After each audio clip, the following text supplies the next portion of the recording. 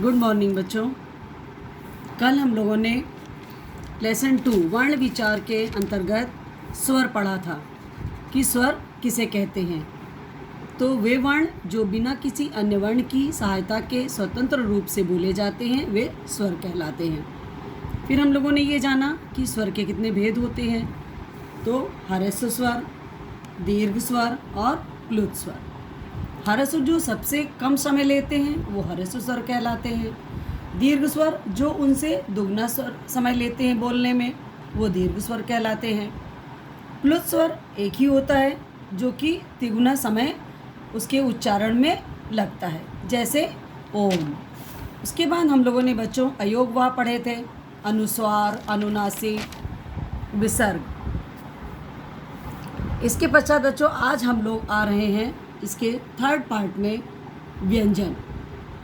व्यंजन किसे कहते हैं? जिन वर्णों के उच्चारण के लिए स्वरों की सहायता ली जाती है उन्हें व्यंजन कहते हैं। इसका अर्थ ये हुआ बच्चों कि व्यंजनों का उच्चारण बिना स्वर के नहीं किया जा सकता। इनके उच्चारण में हवा के मार्ग में कुछ रुकावट होती है क्योंकि ये स्वतंत्र रूप से नहीं होते हैं।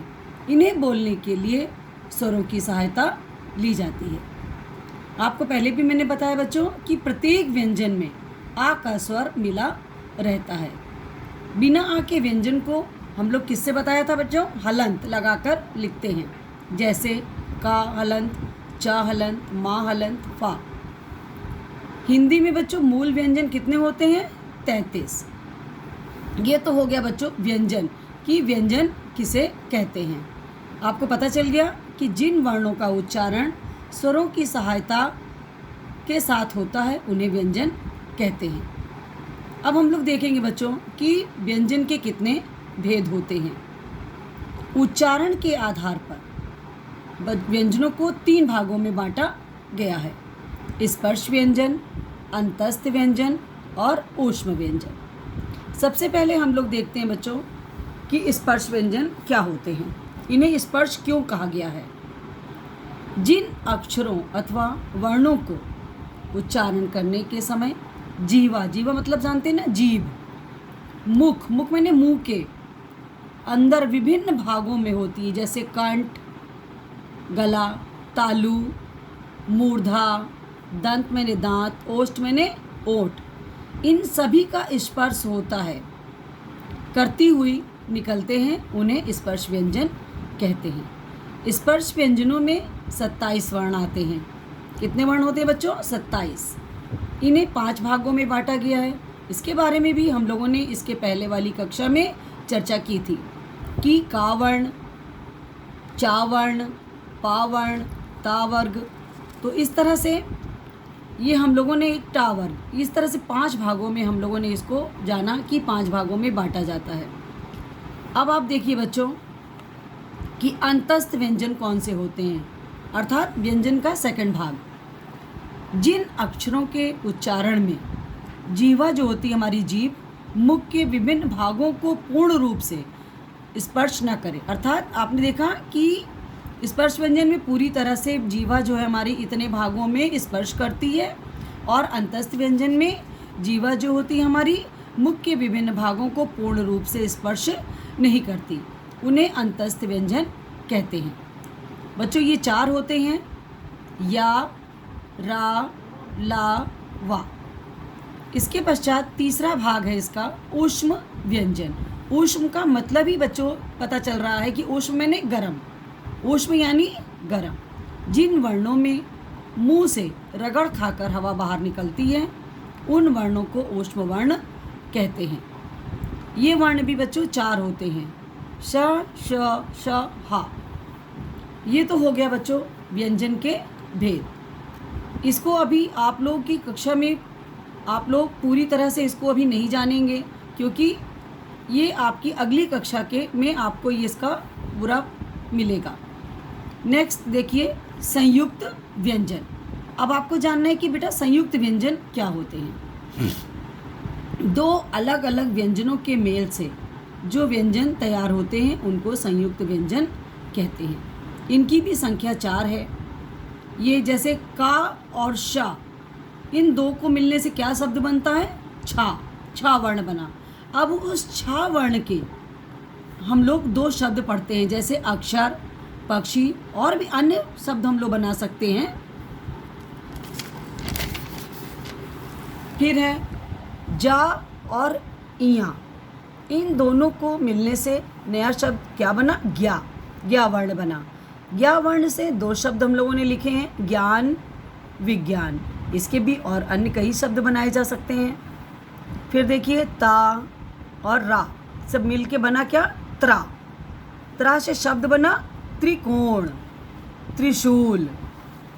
शा प्लस रा, रा से क्या बना बच्चों? स्रा। स्रा से शब्द हम लोगों ने बनाया श्रम, श्रुतलेख आदि। यहाँ पर जुड़ने वाले व्यंजन अपने मूल रूप में नहीं रहते हैं। अर्थात क्या होता है बच्चों? इन दो वर्णों के मेल से जो वर्ण बना उसका रूप बदल जाता है। जुड़ने के बाद इनका रूप बदल जाता है। अब देखिए इसी के क्रम में हम लोग आगे चलते हैं। संयुक्ताक्षर अर्थात संयुक्त व्यंजनों की तरह ही संयुक्ताक्षर भी दो अलग अलग व्यंजनों के मिलने से बनते हैं। उन्हें संयुक्त व्यंजन भी कहते हैं। यहाँ पर जुड़ने वाले व्यंजन अपने मूल रूप में ही रहते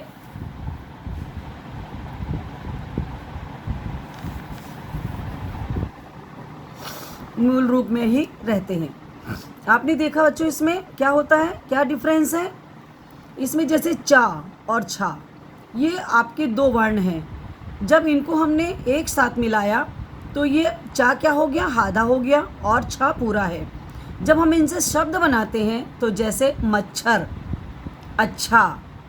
उसी तरह देखिए पा प्लस या, इन दोनों को मिलाने पे क्या हम लोगों ने लिखा? पा और आधा पा और या, प्या। तो इससे शब्द बनाया हम लोगों ने प्यार, प्याज। सा और वा दोनों को मिक्स करके जब लिखा तो स्वा, तो इससे शब्द बनाया हम लोगों ने स्वर, स्वाद। उसी तरह देखिए का प्लस खा, जब इनको हमने मिक्स करके लिखा तो आधा का और खा। अब शब्द बना मक्खी, मक्खन आदि। ये जितने भी शब्द बने बच्चों, इसमें आप और भी अन्य भी शब्द इनके साथ आप बना सकते हो। इसके बाद नेक्स्ट हम लोग आ रहे हैं, अभी हम लोगों ने पहले क्या देखा? संयुक्त व्यंजन। उसके बाद हम लोगों ने देखा संयुक्ताक्षर। उसके बाद अब हम लोग आ रहे हैं द्वित व्यंजन में। इसमें क्या होता है बच्चों कि दो समान एक जैसे व्यंजनों से मिलकर बने हुए व्यंजनों को क्या कहते हैं? द्वित व्यंजन। यहाँ पर बच्चों जैसे ऊपर हम लोगों ने पढ़ा कि चा और छा, पा और या, शा और वा, का और खा। लेकिन यहाँ क्या है बच्चों कि जैसे चा और चा दोनों ही सेम समान वर्ण हैं। इन दोनों में जब हम लोगों ने इनको बनाया तो आधा चा और पूरा चा। अब इनसे जो शब्द बना सच्चा, बच्चा। पा और पा का पप, चप्पल, गप्पी। का और का से आधा का पूरा का, मक्का, चक्की। माँ और माँ का मम, तो मम्मी, चम्मच आदि। इनसे भी बच्चों आप और भी अन्य शब्द बना सकते हो। अब हम लोगों ने व्यंजन में व्यंजन किसे कहते हैं? जिन वर्णों के उच्चारण के लिए स्वरों की सहायता ली जाती है उन्हें व्यंजन कहते हैं। इसके पश्चात व्यंजन के कितने भेद होते हैं ये हम लोगों ने जाना, स्पर्श व्यंजन, अंतस्थ व्यंजन और ऊष्म व्यंजन। उसके बाद संयुक्त व्यंजन कौन से होते हैं? 4, वो हम लोगों ने पढ़ा कि छा, त्रा, ज्ञा और श्रा। फिर उसके आधार पे हम लोगों ने संयुक्ताक्षर पढ़े कि दो अलग अलग वर्णों को मिलाकर के संयुक्ताक्षर कैसे बनते हैं। फिर हम लोगों ने पढ़ा बच्चों द्वित व्यंजन, एक ही समान दो वर्ण लेकर के उनसे बने हुए व्यंजनों को द्वित व्यंजन कहते हैं।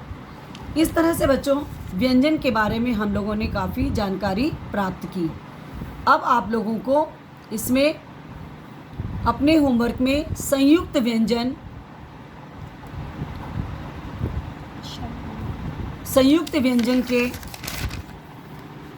और द्वित व्यंजन के शब्द और बनाइए और इनको अच्छी तरह से पढ़िए।